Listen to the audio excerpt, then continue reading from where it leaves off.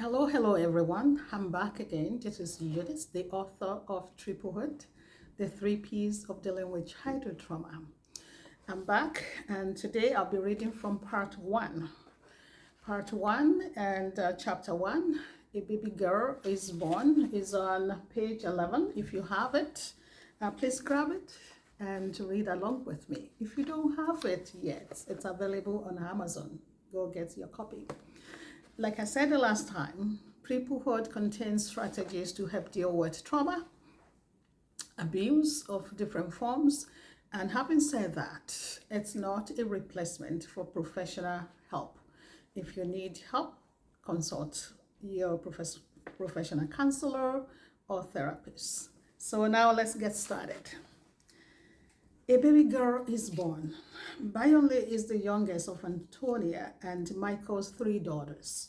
She was fondly called Daddy's girl. This is partly because Michael would take her wherever he went when she wasn't in school.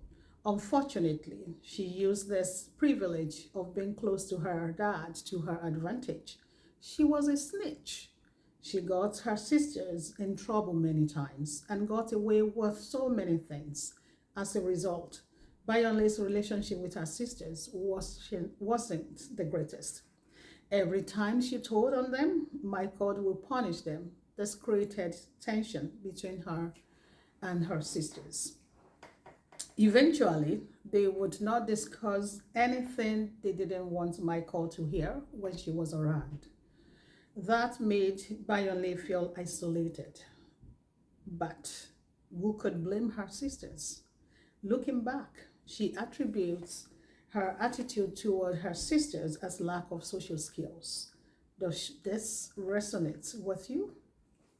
Bayonle knew how to get whatever she wanted from her father.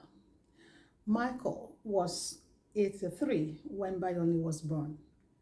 83, being his last child, and perhaps because she was born in his old age, he treated her differently than he did her sisters.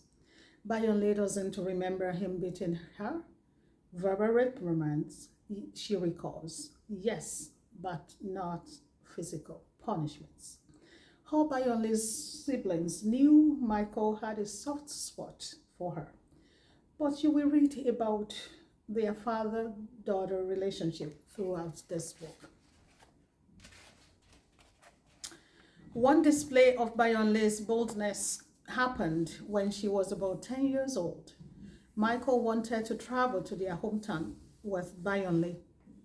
Alas, Bayonle blatantly refused. Defiance was unheard of. None of her siblings ever did that. Not when they were 10 and not when they were 20. They could not go against Michael's orders or confront him. He would beat them black and blue if they talked back. Let's boil this down to its true essence. Their opinions never mattered to him.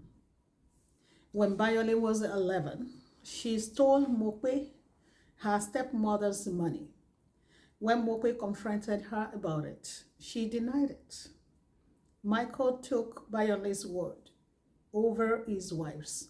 Mope brought in a third party to testify to Bayonle's delinquency. Still, Michael wouldn't budge, despite all the evidence Mope presented. Let's rewind and look at the past, at the circumstances of Bayonle's birth and her parents' lives to gain a deeper understanding of their lives, experiences, decisions, and consequences. December 1975. It was a Sunday during the dry season in Nigeria, West Africa. Dry leaves lay strewn over the ground as they effortlessly fell off the trees. The soft crunching sand as one walks in the park is gratifying. The Harmattan cold was mild that day. Harmattan season in Nigeria is between November and March, and is when the dry and dusty northeasterly wind blows from the Sahara over West Africa. The day started with cold temperatures, but warmed in the afternoon.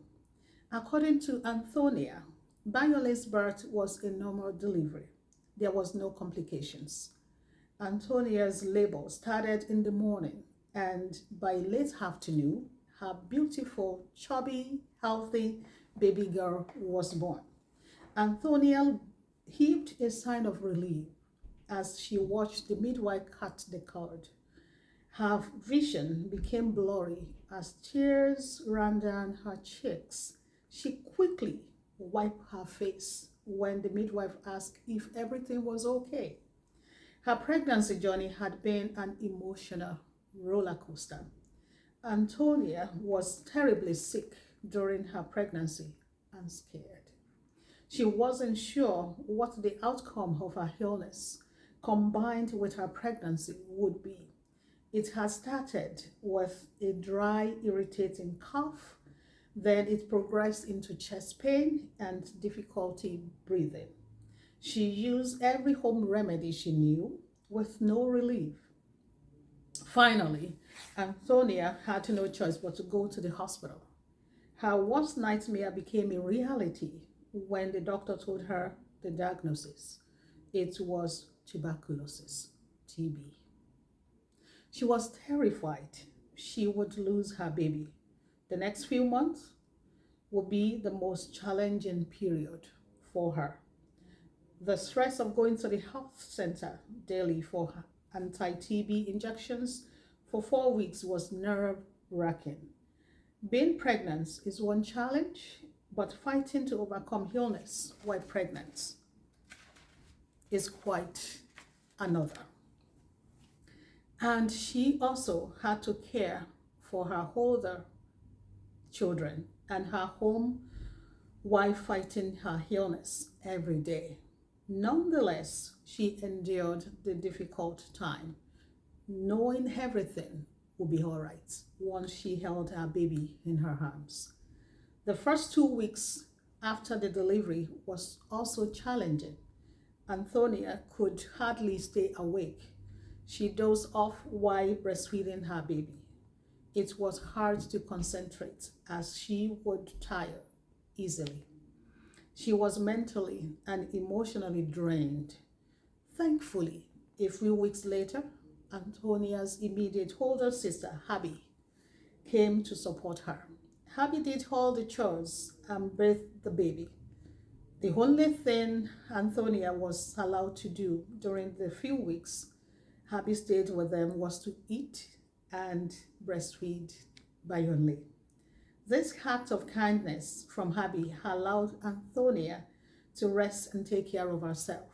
Perhaps without this blessed intervention, Bayonle's childhood would have been even more difficult. The name Bayonle means meet joy at home. So why her name was coined from joy? Will she meet joy at home? Did she experience joy growing up?